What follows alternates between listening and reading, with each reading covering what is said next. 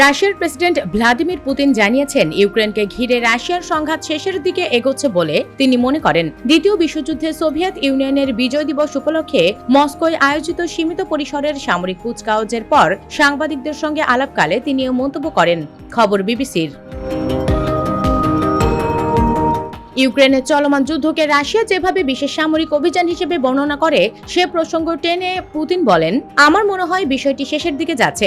একই সঙ্গে তিনি কিয়েভ সরকারকে পশ্চিমা দেশগুলোর সমর্থনেরও সমালোচনা করেন। নিরাপত্তাজনিত আশঙ্কায় এবারের বার্ষিক সামরিক কুচকাওয়াজে আগের মতো ট্যাঙ্ক ও ক্ষেপণাস্ত্রের বড় প্রদর্শনী ছিল না। কর্তৃপক্ষ আশঙ্কা করছিল ইউক্রেন ড্রোন হামলার মাধ্যমে রেড স্কয়ারকে লক্ষ্যবস্তু করতে পারে।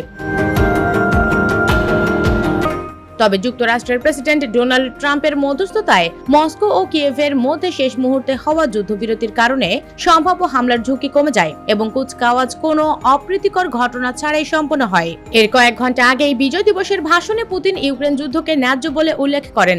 সেই ভাষণে তিনি বলেন, রাশিয়া একটি ন্যায়সঙ্গত যুদ্ধ লড়ছে এবং ইউক্রেনকে আগ্রাসী শক্তি হিসেবে আখ্যা দেন, যাকে পুরো ন্যাটো জোট অস্ত্র ও সমর্থন দিয়ে সহায়তা করছে। পরে এক সংবাদ সম্মেলনে পশ্চিমা দেশগুলোর ইউক্রেনকে সহায়তার বিষয়ে প্রশ্ন করা হলে পুতিন বলেন, তারা অর্থাৎ পশ্চিমা দেশগুলো সহায়তার প্রতিশ্রুতি দিয়েছিল এবং এরপর রাশিয়ার বিরুদ্ধে সংঘাত উস্কে দিতে শুরু করে, যা আজও চলছে। আমার মনে হয় বিষয়টি শেষের দিকে যাচ্ছে, তবে এটি অত্যন্ত গুরুতর বিষয়। US Bengal desk report.